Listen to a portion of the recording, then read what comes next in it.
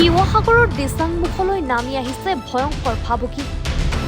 লুইতৰ বুকুত জাহ গৈছে দিচাংমুখৰ নদী কাষৰীয়া অঞ্চল গৰাখহনীয়াই তীব্ৰ ভাবুকিৰ সৃষ্টি কৰিছে শিৱসাগৰ জিলাত শিৱসাগৰ চহৰৰ প্ৰায় 15 কিলোমিটাৰ নিলগৰ দিচাংমুখৰ নদী কাষৰীয়া অঞ্চলৰ বহুখিনি ভূমি এতিয়া বৰলুইতৰ বুকুত জাহ যোৱাৰ ফলত বাৰুকৈ চিন্তিত হৈ পৰিছে স্থানীয় ৰাইজ গৰাখহনীয়া বৃদ্ধি পোৱাৰ বাবে চৰকাৰ তথা স্থানীয় বিধায়ক অখিল গগৈক ৰাইজে গৰাখহনীয়া ৰোধ কৰিবৰ বাবে বহুবাৰ পদক্ষেপ গ্ৰহণ কৰিবলৈ দাবী জনাইছে যদিও আজিক উপতি কোনো সুফল পোৱা নাই বুলি ৰাইজে অভিযোগ উত্থাপন কৰিছে বিগত বছৰৰ তুলনাত এই বছৰ বহু পৰিমাণে খহনীয়া হোৱাৰ ফলত ভাবুকি কঢ়িয়াই আনিছে সমগ্ৰ শিৱসাগৰ জিলালৈ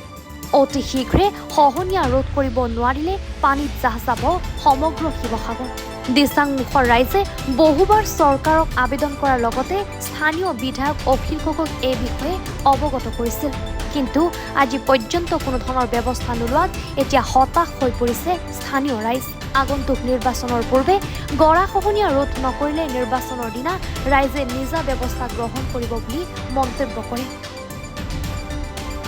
দৰ্শক আমাৰ যিখন এইটো যিটো গৰাখহনীয়াৰ কথা কৈ আছে আপোনালোকে আৰু এই গৰাখহনীয়া হৈছে 1996-98 চনৰ পৰাই আৰম্ভ হৈছিলে তাৰ পৰা আজি দুটা দশক অলৰেডি পাৰ হৈ গুচি গৈছে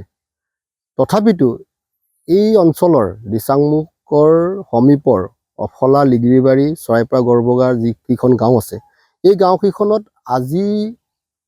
পৰিমতে খহনীয়াটো অব্যাহত হৈ আছে যিহেতু শিৱসাগৰ সমষ্টিত বিধায়ক অখিল গগৈক এই অঞ্চলৰ ৰাইজে জিকাইছিলে মানে অন্ততঃ তেখেত এজন খন্ত থকা অসমৰ এটা বলিষ্ঠ এজন নেতা বুলি তেখেতে কয় আৰু তেখেতক সকলোৱে এই কাৰণেই ভোট দি জিকাইছিলে কিন্তু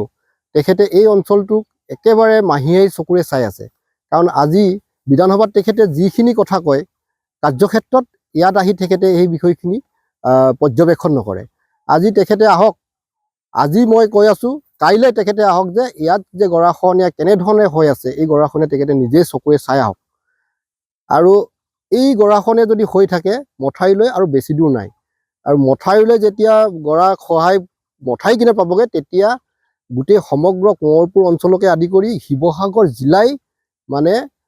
পানীত জলমগ্ন হ'ব গতিকে আমি এজন ভাল মানে এজন প্ৰতিনিধি আমাক দৰকাৰ গতিকে আগন্তুক সময়ত ইয়াৰ ৰাইজে তাৰ ব্যৱস্থা গ্ৰহণ কৰিব যিহেতু মুখেৰে নহয় কামেৰে কৰি দেখুৱাব লাগে মুখেৰে বহুত কথা ক'লে নহ'ব কামটো কাৰ্যকৰী কৰিব পৰা এজন আমাক ব্যক্তি আৰু দৰকাৰ মই অখিলৰ কথা ক'বলৈ নিজকে লাজ পাওঁ অখিলে আহি এইদিনাখন আহিছিলে ইয়াত মানে 3 কিলোমিটাৰ ৰাস্তা আমাৰ দিচাংমুখৰ পৰা আজানপীৰলৈকে হ'ব এতিয়া হৈছেনে নাই তেওঁ চাবলৈ আহক কালি বাৰিষা আহিছে এতিয়া আনো কি কাম কৰিব আৰু এনে মুখেৰে কৈ থাকে বিধানসভাতো ডাঙৰ ডাঙৰ কথা কৈ থাকে এই ডাঙৰ ডাঙৰ মানে ইফালে লোকৰ সমষ্টিৰ কথা কৈ থাকে নিজৰ সমষ্টিটো কি হৈছে তেওঁ চাইছে নাই আজি 5 বছৰ হ'বলৈ কিমান দিন আছে হা আজি 5 বছৰ হ'বতো বেছি দিন নাই আৰু খুব এবছৰ আছে বা 1.5 বছৰ 1.5 বছৰ কি কাম কৰিব বাৰিষা হ'বলৈ হ'ল আৰু এমাৰ পিছত বাৰিষা আহিলে এতিয়া তেওঁ কাম কৰিলে নে নকৰিলে তেওঁ চাবলৈ আহক সঁচা নে মিছা বিধানসভাত এনে চিঙৰ বাখৰ কৰি থকা লাভ নাই আপোনাক মই কৈছোঁ আকৌ নেক্সট টাইম আহক 5 বছৰ যি অৱস্থা হ'ল না তেওঁ মানে আমাৰ মিত্ৰজোঁট চৰকাৰৰ লগত আছেই বিধায়ক হিচাপে তেওঁ ডাঙৰ ডাঙৰ মানে আমাৰ শিৱসাগৰৰ কথা কৈ থাকে বিধানসভাত শুনিছোঁ এই কামবিলাক ক'ত কৰি দেখুৱাইছে ৰাইজক দেখুৱাই লওক এতিয়া জল জীৱন আঁচনি আজি 2 বছৰ হ'ল পানী গৈছেনে নাই চাবলৈ আহিছে নাই তেওঁ হা এনেই মাতিলে নহ'বতো ৰাস্তাটোতো আমাৰ মানে এটা বেটেৰী ৰিক্সাই যাব নোৱাৰে দুটাতো বহুত দূৰৰ কথা এটা বেটেৰী ৰিক্সা অহাৰ লগে লগে এখন স্কুটাৰ ৰ'বলগীয়া অৱস্থা হৈ যায় দিচাংমুখৰ পৰা অফলা যোৱা ৰাস্তা তেওঁ দেখিছে নাই হা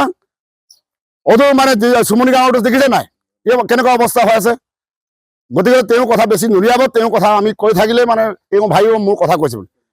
গতিকে আধা হোৱা দুটা মানে শিল মা তেওঁ এৰি কৈছে এৰি কৰি ইনিগেশ্যন কৰি থৈছে এইটো কি কৰিছে এতিয়া আজিলৈকে হোৱাই নাই হা গতিকে তেওঁৰ নিচিনা মানুহ আৰু নেক্সট টাইম আহিব নালাগে শিৱসাগৰৰ পৰা ৰাতু কুমাৰ দাসৰ ৰিপৰ্ট এনি ভাৰত 24